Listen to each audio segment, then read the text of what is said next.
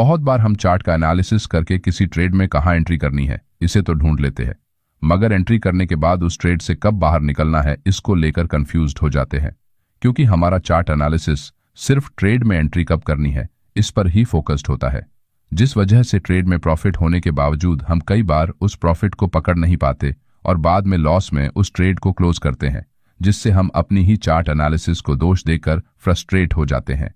यहां आपके ट्रेड में एंट्री करने की स्ट्रैटेजी में तो कोई गड़बड़ नहीं होती, लेकिन आप एक महत्वपूर्ण बात को भूल जाते हैं कि आपको किसी ट्रेड में एंट्री करने के बाद उस ट्रेड से सही जगह एग्जिट भी करना होगा, तभी आप प्रॉफिट बना सकेंगे। इसलिए आज के वीडियो में किसी ट्रेड से आपको कब और कौन सी परिस्थितियों में एग्जिट करना चाहिए इसे डिटेल में समझेंगे। किसी भी ट्रेड से एग्जिट करने के कुछ महत्वपूर्ण क्राइटेरियाज होते हैं जिन्हें हमें समझना होगा, इसलिए आज हम मुख्य रूप से इन 4 क्राइटेरियाज पर फोकस करेंगे। Number 1, follow proper risk management techniques. इस चार्ट में प्राइस नीचे सपोर्ट एरिया के पास डबल बॉटम पैटर्न बनाकर अपने पिछले हाई का ब्रेकआउट करती है। अब क्योंकि यहां मार्केट ने प्राइस एक्शन के हिसाब से एक हाई प्रोबेबिलिटी सेटअप चार्ट पर बनाया है, इसीलिए ये ट्रेड एंट्री करने के लिए सही जगह है, जिसे देखकर बहुत से रिटेल ट्रेडर यहां सपोर्ट एरिया के नीचे स्टॉप लॉस लगाकर लॉन्ग ट्रेड में एंट्री करते हैं। अगर आप रिस्क टू रिवॉर्ड रेशियो को जानते हैं तो अगर आप यहां अपने स्टॉप लॉस के जितने ही बड़ा प्रॉफिट टारगेट रखते हैं तो इसे 1:1 का रेशियो कहते हैं। इस प्रकार के रिस्क मैनेजमेंट में प्रॉफिटेबल बनने के लिए आपको अपने 100 ट्रेड्स में से कम 51 ट्रेड्स में प्रॉफिट निकालना होगा। अगर आप ऐसा करते भी हैं तो फिर भी लॉस में ही रहेंगे, क्योंकि हमने इसमें अभी ब्रोकरेज चार्जेस को जोड़ा नहीं है।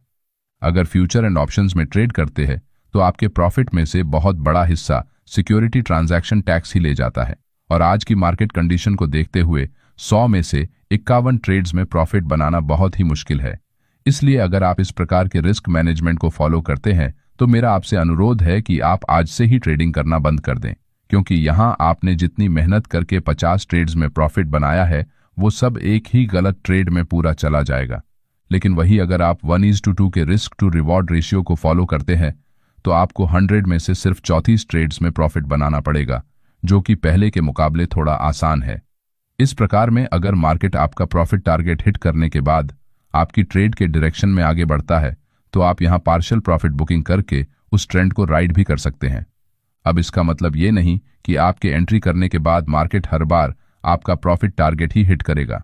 बहुत बार प्राइस आपके प्रॉफिट टारगेट के पास जाकर स्लो मूवमेंट करती है, तो इस परिस्थिति में आप अपने स्टॉप लॉस को नीचे से ऊपर उठाकर अपने एंट्री पॉइंट के पास भी ला सकते हैं, जिससे अगर मार्केट यहां से रिवर्स होता है तो आपको नुकसान नहीं होगा, या फिर प्राइस एक्शन को देखकर आप प्रॉफिट टारगेट को घटाकर थोड़ा नीचे भी ला सकते हैं।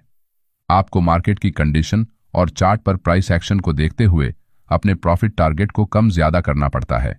लेकिन आजकल बहुत से ट्रेडर जैसे ही उन्हें स्क्रीन पर थोड़ा सा प्रॉफिट दिखने लगता है तो वो इम्पेशेंट होकर कहीं यहां से मार्केट नीचे ना गिर जाए, इस डर से प्रॉफिट टारगेट हिट हुए बगैर पहले ही अपना प्रॉफिट बुक कर लेते हैं, जो कि एकदम गलत प्रैक्टिस है।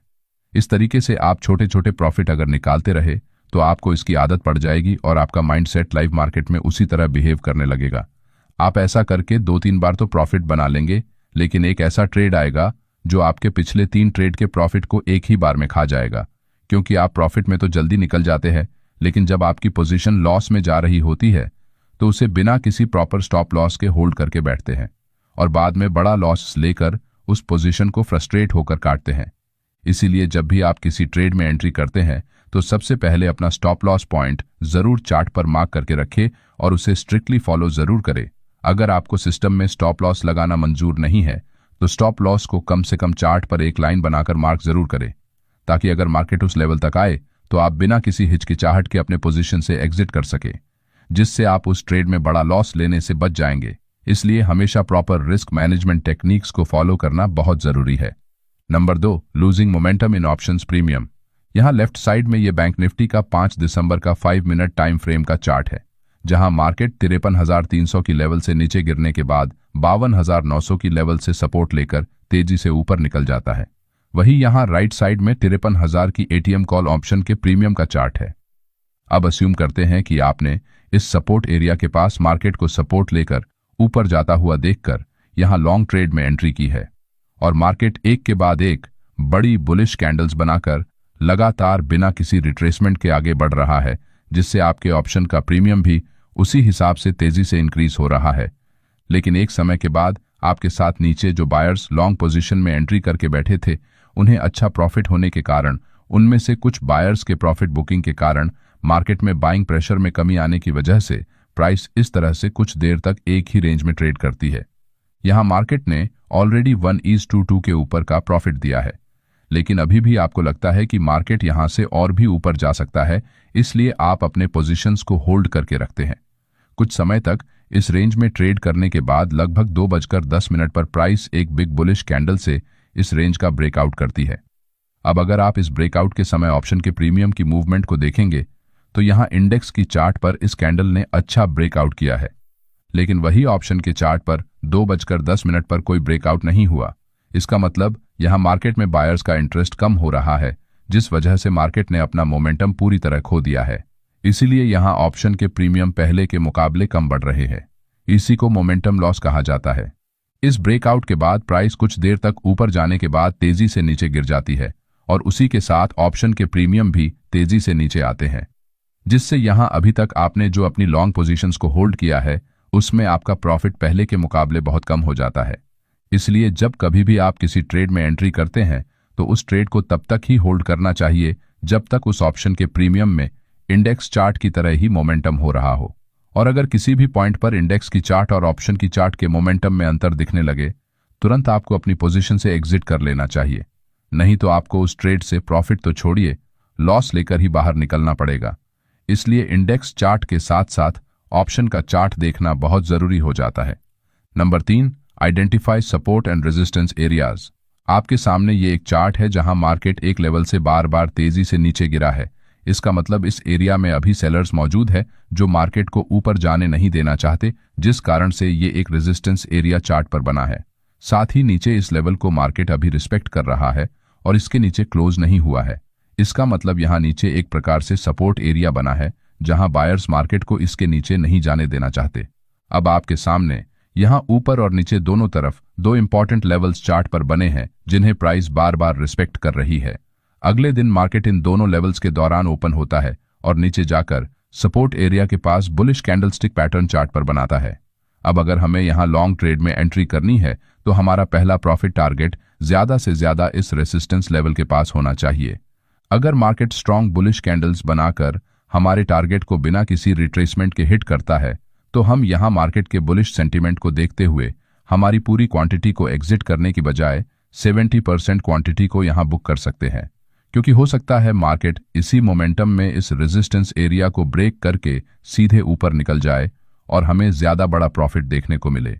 इसीलिए इस प्रकार के प्राइस एक्शन में आप पार्शियल प्रॉफिट बुकिंग की टेक्निक का इस्तेमाल करके बड़े प्रॉफिट्स निकाल सकते हैं।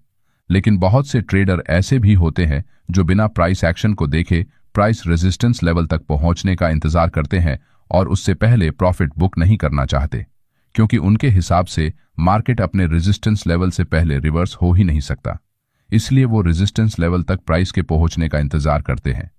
लेकिन अगर आपके एंट्री करने के बाद प्राइस इस तरह से धीरे धीरे ऊपर बढ़ती है और कोई भी स्ट्रांग मोमेंटम नहीं दिखाती, तो आपको यहां मार्केट के रेजिस्टेंस लेवल तक पहुंचने का इंतजार नहीं करना चाहिए, क्योंकि मार्केट हर बार की तरह इस बार भी अपने पिछले मूव को रिपीट करेगी, इसकी कोई गारंटी नहीं होती। इसलिए आपको अभी चार्ट पर जो प्राइस एक्शन दिख रहा है उसी हिसाब से रिएक्ट करना चाहिए। अगर रेजिस्टेंस लेवल से पहले प्राइस रिट्रेसमेंट करती है तो यहां ट्रेड से एग्जिट करना ही समझदारी होती है, क्योंकि हमें मार्केट से लड़ना नहीं है, हमें तो सिर्फ उसके साथ साथ चलना है। किसी भी कंडीशन में एक छोटा प्रॉफिट एक बड़े लॉस से कभी भी अच्छा होता है। इसलिए मार्केट सपोर्ट और रेजिस्टेंस जैसी इंपॉर्टेंट लेवल्स के पास जिस तरह से प्राइस एक्शन बनाती है उसी हिसाब से हमें अपने ट्रेड से एग्जिट करना है। अगर मोमेंटम स्ट्रांग है तो आप पार्शियल प्रॉफिट बुकिंग करके ट्रेड को होल्ड कर सकते हैं, लेकिन अगर प्राइस एक्शन में कोई भी स्ट्रांग मोमेंटम नहीं बन रहा है और प्राइस बार बार करेक्ट हो रही है तो इस प्रकार के ट्रेड में आपको ज्यादा देर तक रुकना नहीं चाहिए और तुरंत अपने ट्रेड से एग्जिट करना चाहिए। Number 4, using different market phases. Market में मुख्य रूप से 4 फेजेस होते हैं, जिसमें सबसे पहले तो प्राइस एक्यूमुलेशन फेज में होती है, जहां प्राइस कुछ देर तक एक ही रेंज में बहुत धीरे धीरे आगे बढ़ती है, क्योंकि यहां इंस्टीट्यूशनल इन्वेस्टर्स मार्केट में अपने ऑर्डर्स प्लेस करना चालू करते हैं। ये फेज प्राइस एक्शन में सपोर्ट और रेजिस्टेंस एरिया में बनता है। एक्यूमुलेशन के बाद जैसे ही प्राइस इस एरिया को ब्रेकआउट करके ऊपर निकलती है तो हम इसे मार्कअप फेज कहते हैं, जिसे बहुत से ट्रेडर ट्रेंडिंग मार्केट भी कहते हैं। इस स्ट्रॉन्ग ट्रेंड के बाद हायर लेवल्स पर एक पॉइंट पर मार्केट फिर से रेंज बनाकर ट्रेड करती है। क्योंकि यहां जो बायर्स नीचे लॉन्ग पोजीशन में एंटर हुए थे वो अपना प्रॉफिट बुक करने से यहां बाइंग प्रेशर कम हो जाता है। अब अगर यहां फिर से फ्रेश बायर्स मार्केट में शामिल हुए तो मार्केट अपना पुराना ट्रेंड कंटिन्यू करते हुए ऊपर निकलती है। लेकिन इस एरिया में सेलर्स बायर्स पर हावी हो गए तो मार्केट में सेलिंग प्रेशर बढ़ने के कारण प्राइस नीचे जाते हुए मार्कडाउन फेज में चली जाती है।